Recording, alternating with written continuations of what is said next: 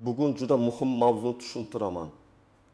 Ariza bermasangiz, sizga tegishli bo'lgan qo'shimcha to'lovlarni olmaysiz. Bu masala nafaqat pensionerlarga, balki nogironligi bo'lgan fuqarolarga, boquvchisini yo'qotgan oilalarga, bolali oilalarga, kam ta'minlanganlarga, davlat tashkilotida ishlayotgan ayrim xodimlarga va hatto yaqinda hujjatini o'zgartirgan odamlarga ham tegishli bo'lishi mumkin. Eng xavfli joyi shundaki, ko'pchilik menga avtomatik hisoblab berishadi deb o'ylaydi. Yo'q, har doim ham unday emas. Ba'zi to'lovlar faqat ariza, tasdiqlovchi hujjat va tekshiruvdan keyin beriladi. Shuning uchun bu videoni oxirigacha ko'ring.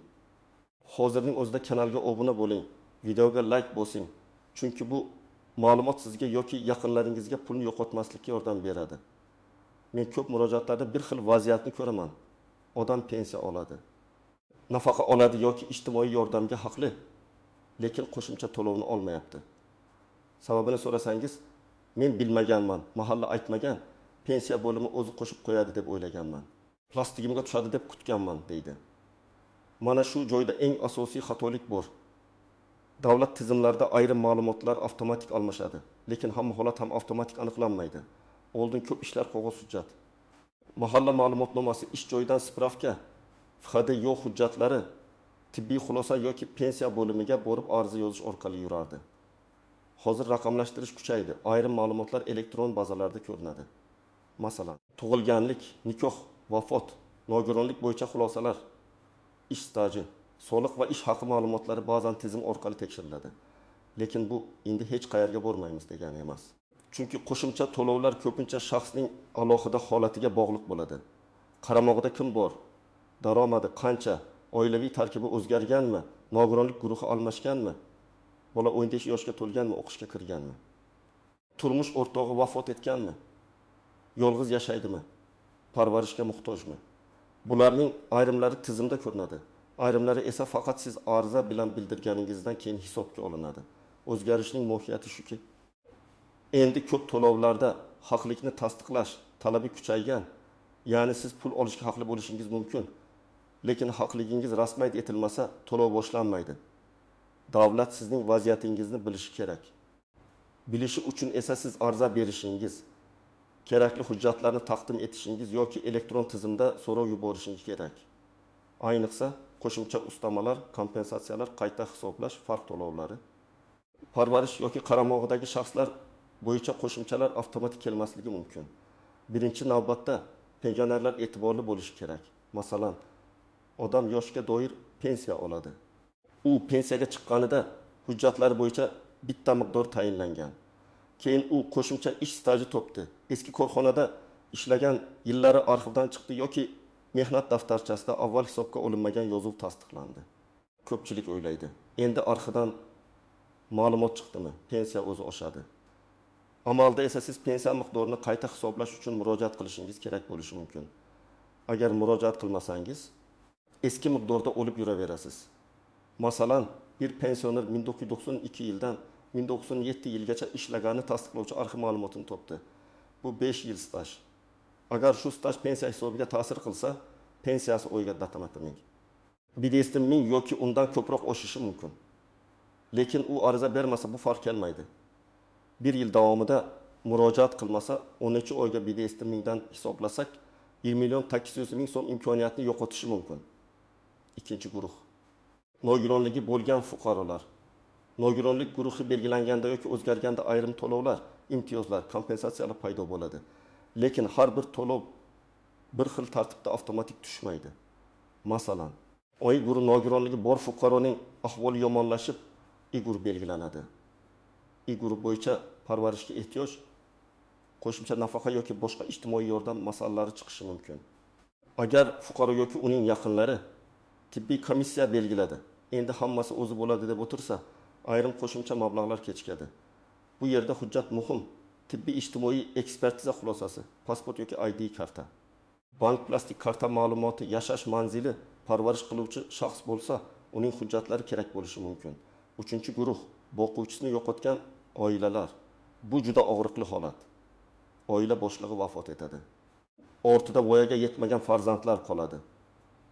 Ba'zi oilalar boquvchisini yo'qotganlik pensiyasi yoki nafaqasini rasmiylashtiradi, lekin qo'shimcha holatlarni bildirmaydi. Masalan, oilada 2 bola bo'lgan.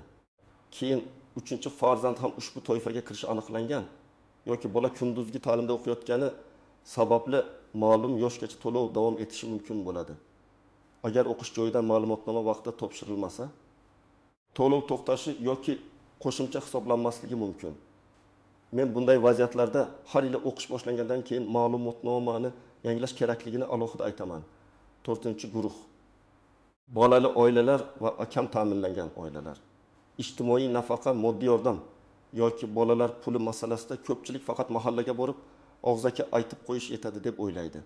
Yo'q, og'zaki aytish ariza o'rnini bosmaydi. Ariza bo'lishi kerak. Oilaning tarkibi, daromadi, yashash sharoiti, bolalar soni, aliment holati, ishsizlik, kasallik, nogironlik kabi ma'lumotlar tekshiriladi. Masalan, oilada 3 nafar bola bor, otasi vaqtincha ishsiz. Onasi bola parvarishida daromad past.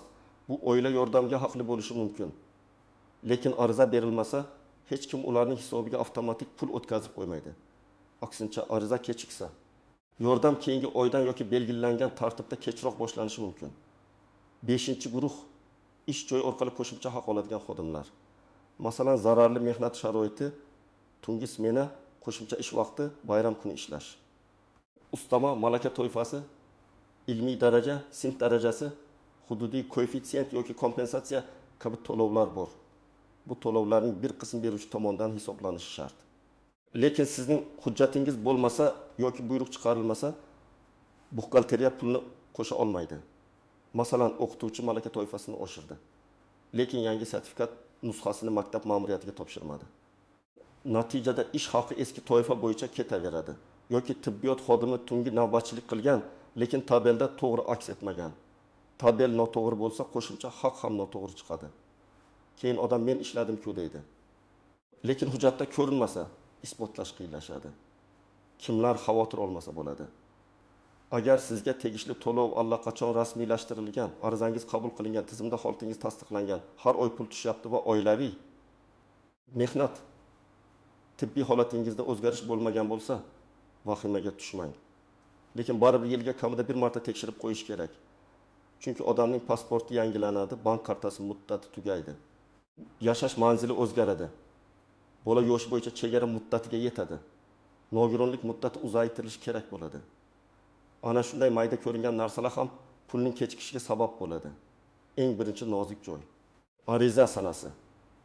Ko'p to'lovlarda pul aynan ariza berilgan kundan yoki ariza berilgan oydan boshlab hisoblanadi. Siz men bunga 3 oy oldin ham haqli edim deyishingiz mumkin, lekin qonuniy tartibda murojaat kech bo'lgan bo'lsa, hamma vaqt ham orqaga qaytarib to'lab berilmaydi. Shuning uchun huquqingiz paydo bo'lgan kuni yoki eng yaqin kunlarda ariza berish zarur.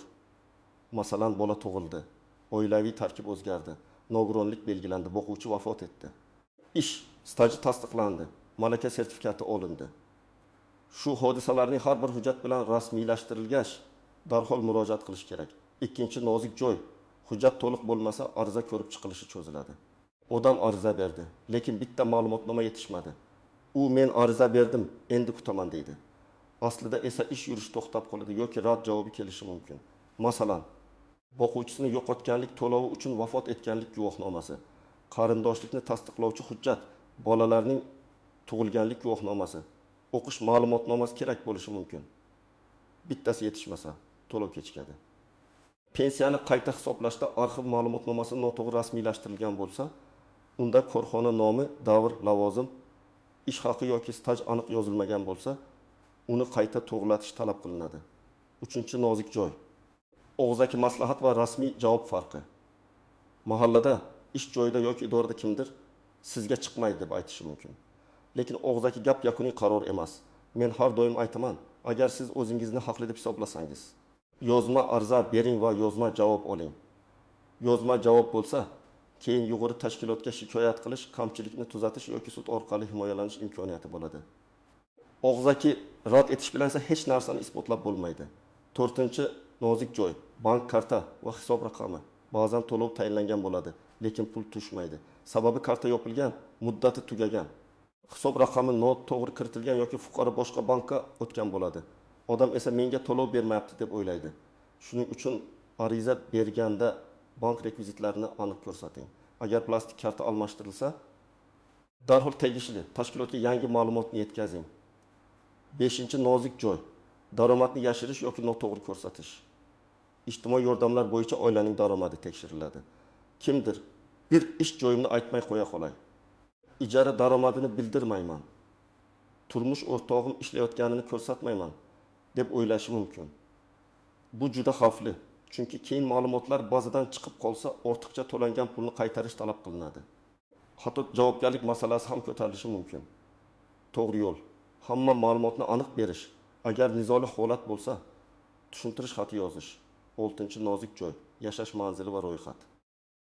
Ayrim to'lovlarda fuqaroning haqiqiy yashash joyi ro'yxatdan o'tgan manzili yoki mahalla hududi ahamiyatli bo'ladi. Masalan, oila bir mahallada ro'yxatda boshqa joyda yashaydi. Tekshiruv kelganda ularni topolmasa, ariza salbiy baholanishi mumkin. Shuning uchun arizada telefon raqam, haqiqiy manzil, vaqtincha yashash joyi aniq yozilishi kerak. Agar ko'chib o'tgan bo'lsangiz, buni yashirmang. 7. Nozik joy, muddatli hujjatlar. Nogironlik xulosasi muddatli bo'lishi mumkin. O'qish ma'lumotnomasi har o'quv yilida yangilanishi mumkin. Ishsizlik maqomi ma'lum shartlarga bog'liq bo'lishi mumkin. Agar muddat tugasa, to'lov to'xtaydi. Keyin odam nega pulim kesildi deydi. Sabab oddiy, hujjat muddati tugagan. Shuning uchun men har bir oilaga alohida papka qilishni maslahat beraman. Pasport nusxalari, tug'ilganlik guvohnomalari, nikoh yoki ajrim hujjatlari. Vafot guvohnomasi, nogironlik xulosasi, o'qish ma'lumotnomasi, ish joyidan ma'lumotnoma, bank rekvizitlari, oldingi arizalar va javoblar shu papkada tursin. Endi aniq qadamlarni aytaman. Birinchi qadam, o'zingizga savol bering. Oxirgi 1 yil ichida hayotingizda to'lovga ta'sir qiladigan o'zgarish bo'ldimi? Pensiyaga chiqqanmisiz? Ish staji bo'yicha yangi hujjat topdingizmi? Nogironlik belgilandi yoki guruhi o'zgardimi? Oila a'zosi vafot etdimi? Bola tug'ildimi? Farzandingiz o'qishga kirdimi? Ish joyingizda malaka, lavozim, smena yoki mehnat sharoiti o'zgardimi? Daromadingiz keskin kamayganmi? Agar javob ha bo'lsa, siz albatta tekshirtirishingiz kerak. 2. qadam. Qaysi to'lov haqida gap ketayotganini aniqlang. Pensiya va ayrim nafaqalar bo'yicha pensiya jamg'armasi bo'limiga, ijtimoiy yordam va bolalar puli bo'yicha mahalla hamda tegishli ijtimoiy himoya organlariga, ish haqi ustamalari bo'yicha ish joyingizning kadrlar bo'limi va buxgalteriyasiga, tibbiy holat bo'yicha tibbiy ijtimoiy ekspertiza yo'nalishiga murojaat qilinadi. Agar qayerga borishni bilmasangiz, Davlat xizmatlari markazi, yagona interaktiv davlat xizmatlari portali yoki mahallangiz orqali yo'nalish oling. Muhimi, bir joydan bizga tegishli emas deyishsa, unda qaysi tashkilotga murojaat qilaman, yozib bering deb so'rang. 3. qadam. Hujjatlarni oldindan tayyorlang. Odatda kerak bo'lishi mumkin bo'lgan asosiy hujjatlar: ID karta yoki pasport, JSHR, bank karta rekvizitlari, ariza, oilaviy tarkibga oid ma'lumotlar, tug'ilganlik guvohnomalari, nikoh yoki ajrim hujjati, vafot etganlik guvohnomasi, tibbiy xulosa, mehnat daftarchasi yoki elektron mehnat ma'lumotlari, arxiv ma'lumotnomasi, o'qish joyidan ma'lumotnoma. Har bir holatda ro'yxat farq qiladi, lekin sizda asosiy hujjatlar tayyor bo'lsa vaqt yutasiz. 4. qadam, arizani yozma tarzda bering. Arizada menga tegishli qo'shimcha to'lovlarni tayinlashni, pensiya miqdorini qayta hisoblashni, oilaviy holatim o'zgargani sababli to'lovni qayta ko'rib chiqishni, malaka toifam bo'yicha ustama hisoblashni kabi aniq talab yozilishi kerak. Faqat tekshirib bering deb yozmang. Talabni aniq qiling. Arizaga hujjatlar ro'yxatini ilova qiling. Masalan, ilova pasport nusxasi, bank rekvizitlari, arxiv ma'lumotnomasi, mehnat daftarchasi nusxasi. Arizani topshirganda qabul qilingan sana va ro'yxatga olingan raqamni oling. Elektron topshirsangiz, ariza raqamini saqlab qo'ying. Qog'ozda topshirsangiz, nusxangizga kirim raqami qo'ydiring. 5. qadam. Muddatni nazorat qiling. Ariza bergandan keyin o'zi bo'lar deb unutib yubormang. Belgilangan ko'rib chiqish muddatlari bor. Muddat o'tib ketsa, telefon qilib so'rang. Borib holatni aniqlang. Kerak bo'lsa, yozma ravishda arizam bo'yicha javob berishingizni so'rayman deb murojaat qiling. Agar rad javobi kelsa, rad etish sababi bilan tanishing. Ba'zan rad javobida hujjat yetarli emas deb yoziladi. Demak, hujjatni to'ldirasiz. Ba'zan haqli emas deyiladi. Agar rozi bo'lmasangiz, yuqori tashkilotga shikoyat qilasiz. 6-qadam hisob-kitobni o'zingiz ham tekshiring. Masalan, pensiya 1 million ming so'mga oshishi kerak deb o'ylaysiz, lekin 3 ming so'm qo'shildi. Bunday holatda hisob-kitob varaqasini so'rashdan tortinmang. Ish haqi bo'yicha ham xuddi shunday. Tabel buyruq, ustama foizi, ishlangan soat, tungi ish, bayram kuni, qo'shimcha ish vaqti qanday hisoblanganini ko'ring. Buxgalteriya ham xato qilishi mumkin. Tizimga noto'g'ri raqam kiritilishi mumkin. Xatoni vaqtida ko'rsangiz, tuzatish osonroq bo'ladi. 7-qadam. Yaqinlaringizni ham tekshiring. Ko'pincha bu pullarni aynan keksa odamlar, yolg'iz pensionerlar, nogironligi bo'lgan fuqarolar yoki hujjat ishidan qo'rqadigan oilalar yo'qotadi. Otangiz, onangiz, buvingiz, qo'shningiz pensiya olayotgan bo'lsa, ulardan so'rang. Oxirgi marta pensiya miqdorini qachon tekshirtirgansiz? Nogironlik hujjati muddati tugamaganmi? Bank kartasi ishlayaptimi? Qaramog'ida kimdir bormi? Shunday oddiy savollar bilan odamning o'yma-o'y daromadini oshirishga yordam berishingiz mumkin. 8-qadam. Barcha javoblarni saqlang. Ariza nusxasi, qabul raqami, SMS xabar, portal javobi, rad etish xati. To'lov tayinlanganligi haqida ma'lumot, bankka tushgan summa skrinshoti, bularning hammasi dalil. Ertaga nizoli holat bo'lsa, men murojaat qilganman deb isbotlaysiz. Dalilsiz esa gap og'zaki bo'lib qoladi. Bugungi asosiy fikr shuki, qo'shimcha to'lovlar har doim ham avtomatik berilmaydi.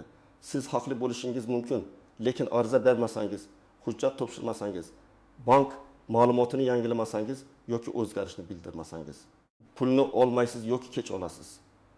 Pensiya qayta hisoblanishi, ijtimoiy yordam, bolalar puli, o'quvchisini yo'qotganlik to'lovi, nogironlik bilan bog'liq qo'shimchalar. Ish joyidagi ustamalar, bularning barchasida hujjat va ariza juda muhim. Men sizdan bir narsani so'rayman. Bugun videoni ko'rib bo'lgach, o'zingiz yoki yaqinlaringiz bo'yicha kamida bitta holatni tekshiring. Agar shubha bo'lsa, yozma ariza bering va rasmiy javob oling. Kommentariyada yozing. Sizda qo'shimcha to'lov chiqmay qolgan holat bo'lganmi? Ariza berganingizdan keyin pul qo'shilganmi? Tajribangiz boshqalarga ham yordam beradi. Videoga like bosing, kanalga obuna bo'ling va bu ma'lumotni pensionerlar, bolali oilalar, nogironligi bo'lgan yaqinlaringizga albatta yuboring.